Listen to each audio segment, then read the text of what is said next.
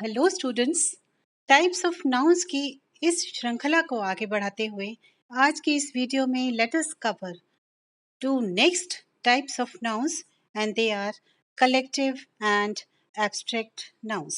So let's get started with abstract nouns. Abstract nouns are words that name ideas, qualities, or concepts rather than tangible things you can perceive with your senses.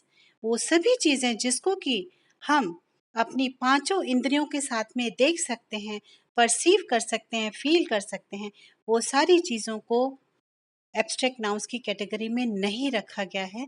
Rather these things represent, they are not physical और concrete. ये अमूर्त होती हैं, ये भौतिक नहीं होते हैं. वो सारी संज्ञाएं एब्स्ट्रैक्ट नाउन्स की कैटेगरी में रखते हैं. So now coming to some examples of abstract nouns, they are love, happiness, freedom, wisdom, courage, justice, honesty, peace, strength, knowledge. These are some examples which give the feeling of abstractness. अमूर्तता का एहसास दिलाती हैं ये सारे के सारे उदाहरण जो हमने अभी आपको बताए. So these are abstract nouns. These nouns do not represent something you can see or touch, but rather feelings, states of being, concepts or qualities.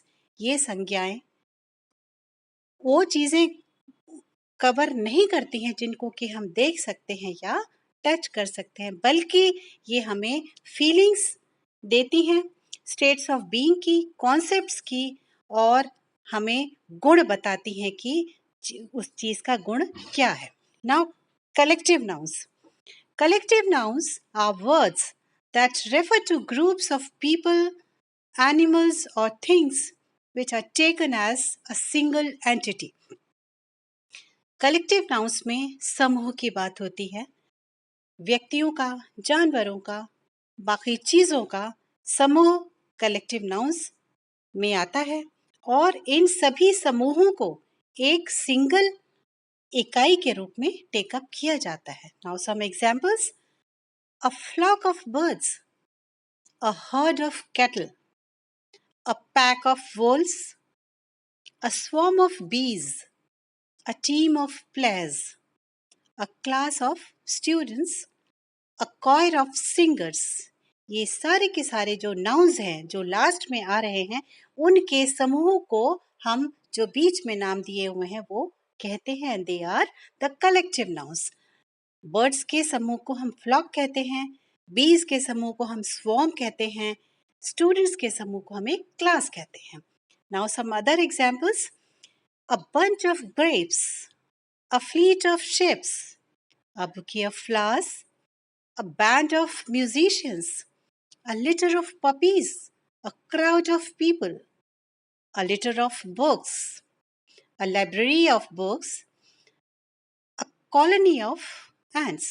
All these are the collective nouns and they are always having a in front of them because they are taken as a single entity. They are taken as a group of the nouns. They are of a group of. So now we come to the conclusion that collective nouns are useful for describing groups as a single unit, making sentences clearer and more concise. Collective nouns groups को एक single unit यानी कि एक इकाई के रूप में दर्शाते हैं जिससे कि वाक्यों को और एक स्पष्टता और उनको एक कंसाइजनेस देते हैं, उनको प्रिसीजन देते हैं. इस तरीके से कलेक्टिव नाउन्स का एक अपना महत्व होता है. एक सेंटेंसेस को एक अच्छी स्पष्टता, क्लैरिटी और प्रिसीजन देने के लिए कलेक्टिव नाउन्स का एक अपना महत्व है. Now please students like, share and subscribe my video. Alpha, thank you.